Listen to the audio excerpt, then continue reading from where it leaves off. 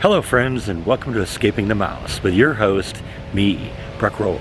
Alright, today we're going to go to the 65th annual Waco Gem and Mineral Club show. This is the third time I've ever been to this, and honestly I'm really looking forward to this one, and let me show you why. Alright, so as I said before, this is the third time I've been to this rock and mineral show, and I'm really looking forward to this one because the first time I went, I really didn't have any idea what I was getting myself into or what to expect.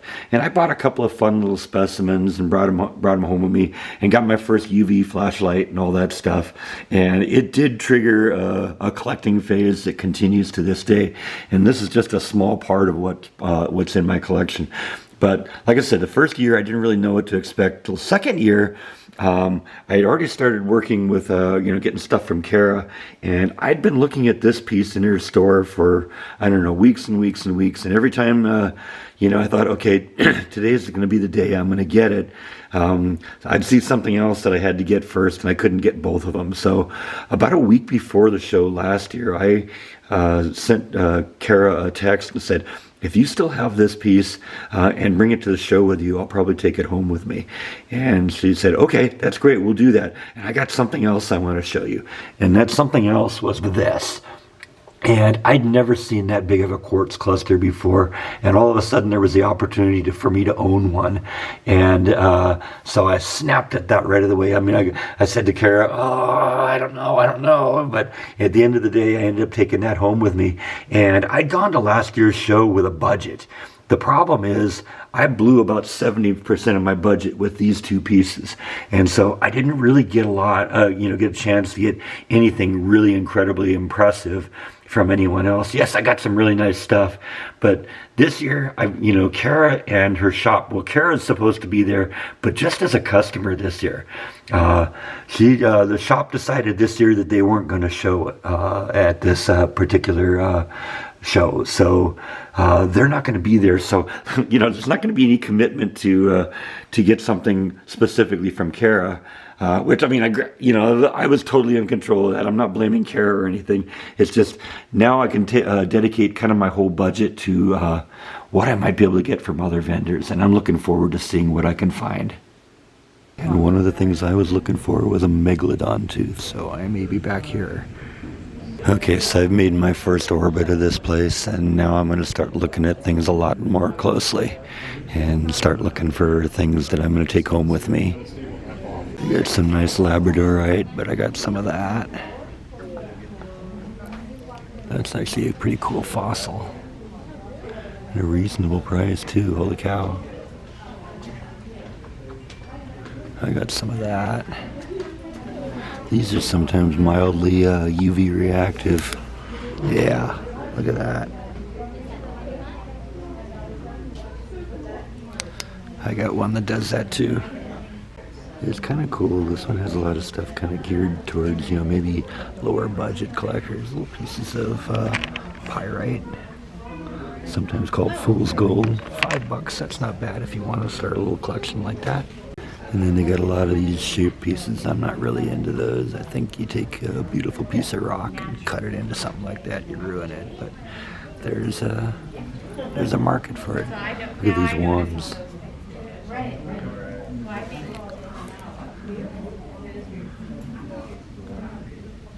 Different kind of crystals on the top. Now those are kind of something that are cool. Definitely might look at those. I gotta figure out what those are though. If I have something in my collection, I want to make sure I can say what it is. Yeah, she had no idea what it was. She just said it was a geode from Morocco. So yeah, these are just people who find pretty rocks and sell them. So I mean, there's some kind of neat things here. That's kind of pretty.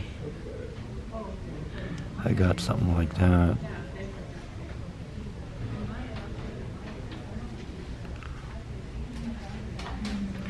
I was seeing a couple things on this case, like that piece. That piece is amazing. That piece is also $1,350. That's really pretty. And that one too. That one's not as bad. That's 415. That's probably a piece of fluorite. That probably looks cool under a black light. Definitely that will. Pull it out here and yeah, you can see how it turns purple under the black light. That one too. Now I remember this place last year. They had great fossils. In fact, I got a couple pieces from it. I got also some rocks from this guy. So I remember this guy from last year, and I remember I said earlier I was looking for a megalodon too, so I figured I'd have a good chance of finding that here. Look at this stuff. That thing's huge.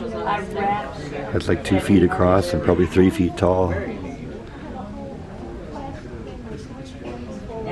Trilobites. I have a couple of trilobites. Look at that. And that's 2 halves of the same piece, so basically I assume they sell that as a pair. $950 for that. Kind of more of the things people think of when they think of fossils.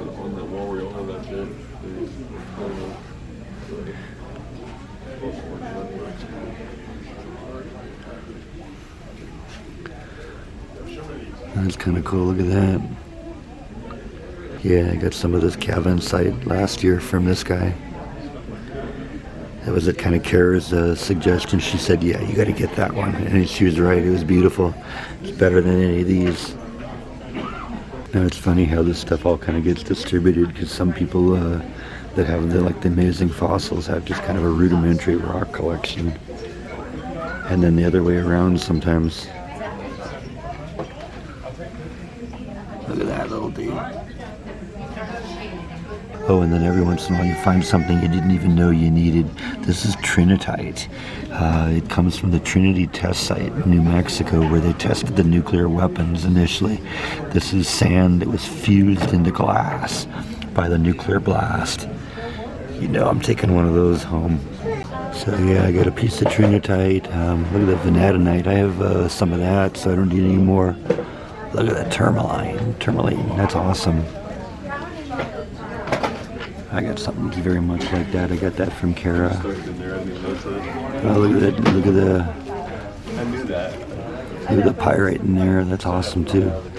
So I think I'm going to get that megalodon too. That'll be a good part of my collection. In a big giant limestone building, and nobody can figure out why they can't get a Wi-Fi signal to do my credit card. Fun stuff here. That's blue kyanite. I have some of that. Celestite. I have some of that. Smoky quartz. I have some of that. I got a couple of these spheres last year, one with that one in the back there with the Earth on it, and I think one with the planets, and they don't seem to have any of those this time. Amethysts. Those are kind of pretty. That too. Halite, I got some halite. That's basically, it's pink rock salt from California. Calcite. And then they got a whole bunch of polished stuff. Not really into it. Yeah, it's pretty, but I like stuff natural. That piece, I'm sure, was stunning before it was cut into slabs. I don't know, I'm a bit of a purist on that. That still is going to look awesome under a black light, though, I guarantee you. You know, not that awesome, actually. It does a little bit. Some petrified wood slabs. I've got one of those at home that I actually got from the petrified forest. And some labradorite, I got that. They got a piece of raw, which is kind of, well, no, that isn't raw, is it? It's raw on one side, but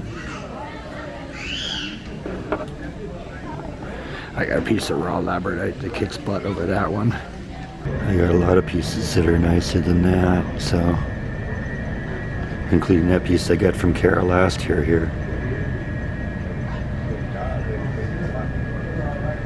This guy has a lot of raw petrified wood, which is nice. Yeah. And a lot of ocean stuff too, like clams and shells and stuff like that.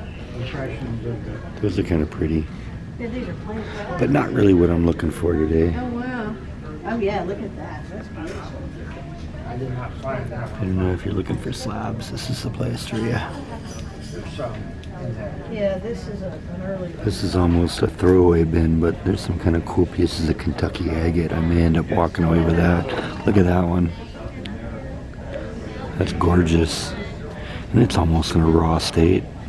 Got that one side that's been polished, the rest of it at least looks like it's broken. I'm definitely looking at that piece. That's really beautiful. Look at that. Look at the color on that. Crocolite.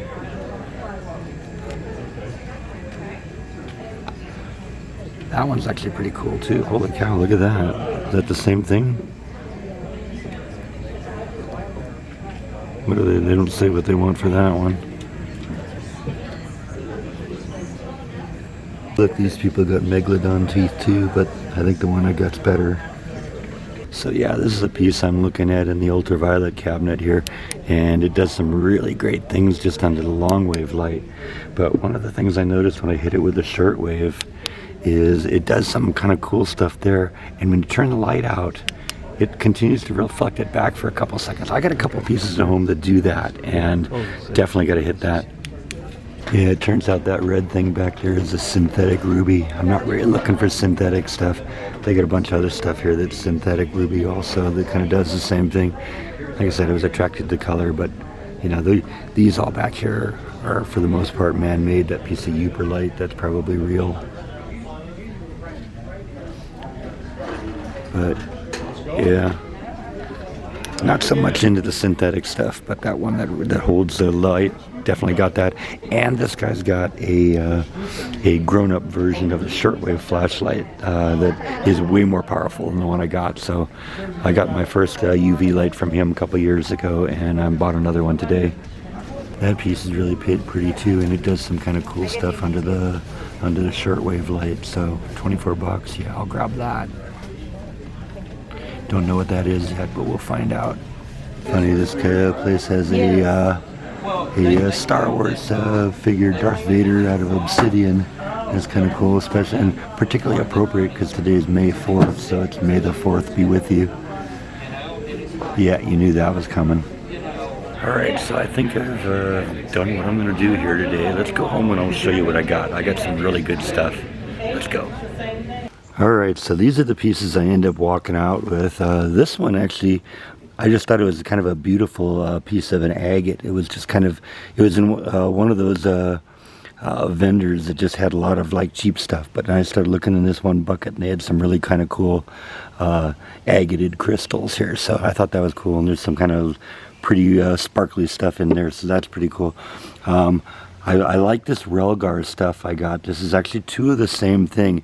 According to the woman, remember I said at the show that it looked like it was the same thing and they were right next to each other. It turns out they are the same thing.